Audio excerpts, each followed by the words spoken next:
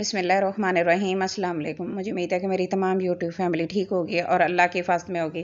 आज हम mozzarella cheese की रेसिपी बनाएंगे और इसके लिए कच्चा दूध इस्तेमाल होता है। कच्चे दूध की असल जो कच्चा दूध है ना, उसकी क्या निशानी होती है और उस की क्या पहचान होती है, वो सारी टिप्स एंड ट्रिक्स आपके साथ शेयर करूँगी। तो चलते हैं जल्दी से अपनी वीडियो को शुरू कर लेते हैं। तो मैंने कच्चा दूध लिया 1 लीटर और इसकी पहचान क्या है मैं आपको ये अभी चेक करवाती हूँ।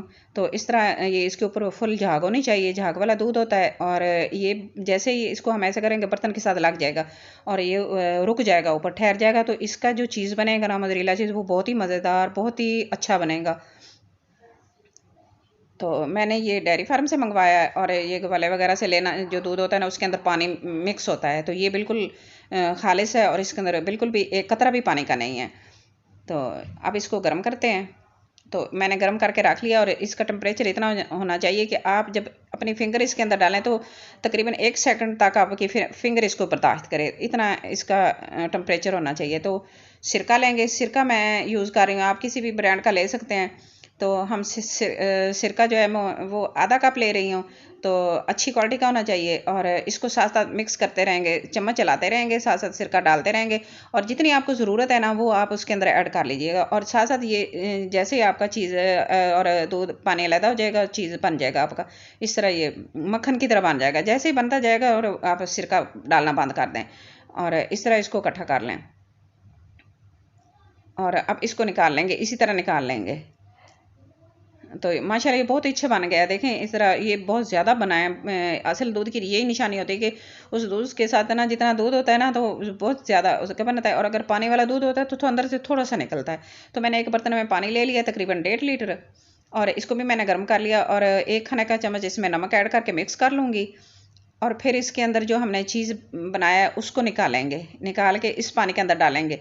और इस तरह मैंने इसको दबाया नहीं है, इसका बिल्कुल भी पानी अंदर उसके निकाला नहीं है। तो मैं अब इसके अंदर निकालूंगी। तो ये जो हम इसको ज़ाया नहीं करेंगे, इसके साथ हम आटा वगैरह गूंद लेंगे या ग्रेवी वगैरह बनानी है तो सालन में डाल लेंगे। तो मैंने इसके अंदर डाल दिया है सादा पानी में, नीम गर्म पानी था, और उसके अंदर मैंने नमक मिला के इसको अच्छे से मिक्स कर लिया। और अब ऐसे इस तरह चम्मच चलाते रहेंगे और इसको जो खट्टापन है ना वो निकाल देंगे। और फिर अब इसको खुला है, मैंने इसको अब इस तरह निकाला है तो सारा अब दबाएंगे।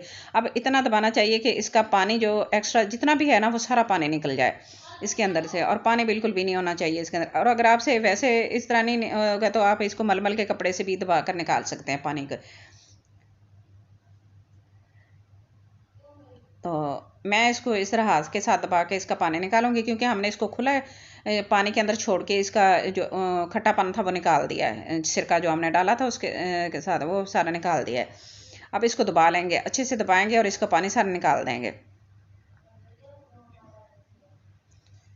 और आप इस तरह किसी मलमल के कपड़े से भी दबा सकते हैं। तो मैंने ये चीज़ तैयार कर लिया है। ये माशाल्लाह बहुत ही बना है अच्छा और परफेक्ट तरीके से बनाया गया। और इसको बिल्कुल राउंड शेप में मैंने बना लिया, प्लेट में निकाल लिया है इस तरह। और अब इसको क्या करेंगे, अगला जो हमने अब मैंने एक शॉपर ले लिया है, इसके अंदर हम इसको डालेंगे। तो आप कोई भी शीट वगैरह भी आप ले सकते हैं। तो इसके अंदर एयर टाइट होना चाहिए। इसके अंदर रख के हम तकरीबन 4 घंटे के लिए फ्रीज़ कर लेंगे। और इस तरह अब 4 घंटे के बाद मैंने इसको निकाल लिया है। और अब इसको देखते हैं कि ये कैसा बना है और क्या ये हमारी जिस चीज़ के लिए हमने इसको इस्तेमाल करना है, हमारा चीज़ वैसा परफेक्ट बना है कि नहीं। तो इसको निकाल के देखते हैं। और तो माशाल्लाह बहुत ही अच्छा बन गया है। बाज़ार से बेहतर घर पर चीज़ तैयार करें। और पिज़्ज़ा ब्रेड में और सैंडविच के साथ काफ़ी चीज़ों में इस्तेमाल होता है, पराठे वगैरह में भी इस्तेमाल होता है। तो ग्रेटर के साथ इसको ग्रेट कर लेंगे अच्छे से।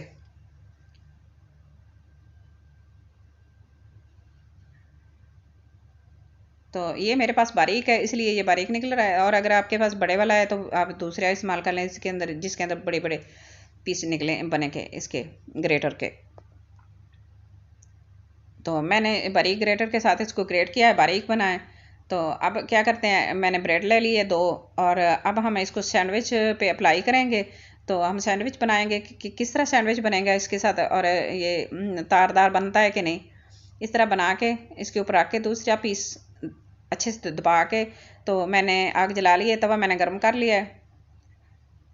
ज़्यादा गर्म नहीं होना चाहिए कि ऊपर से ब्रेड हमारी जल जाए और अंदर तक हीट ना पहुंचे, इसको हमारा चीज़ जो है ना वो मेल्ट नहीं होगा फिर अगर हम ज़्यादा गर्म कर लेंगे तो।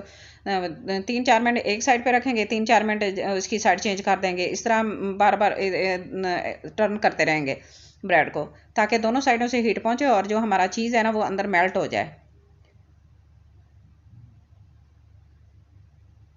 अच्छा, इस तरह ये, अब इसको चेक करके देखेंगे तो बहुत गर्म है, हाथ जलता है, इसलिए थोड़ी सी एहतियात के साथ। तो अब इसको इस तरह तोड़ के देखेंगे कि चीज़ हमारा तारदार हुआ है कि नहीं। तो माशाल्लाह ये बहुत ही अच्छा बन गया, देखें किस तरह यह बना है, बाज़ार से बेहतर घर पर तैयार किया हमने, बहुत ही अच्छा मज़ेदार सा चीज़ हमारा बन गया है। तो आज की मेरी ये छोटी सी वीडियो आपको अच्छी लगे तो प्लीज़ लाइक करना, शेयर करना, सब्सक्राइब करना, अपनी दुआओं में याद रखना और अपना बहुत सारा ख्याल रखना। और मुझे कमेंट बॉक्स में ज़रूर बताना कि आज की मेरी चीज़ की रेसिपी आपको कैसी लगी है, मोज़रेला चीज़ जो हमने बनाया वो आपको कैसा लगा है। तो मुझे आपके कमेंट का इंतज़ार रहेगा। Thanks for watching. अल्लाह हाफिज़।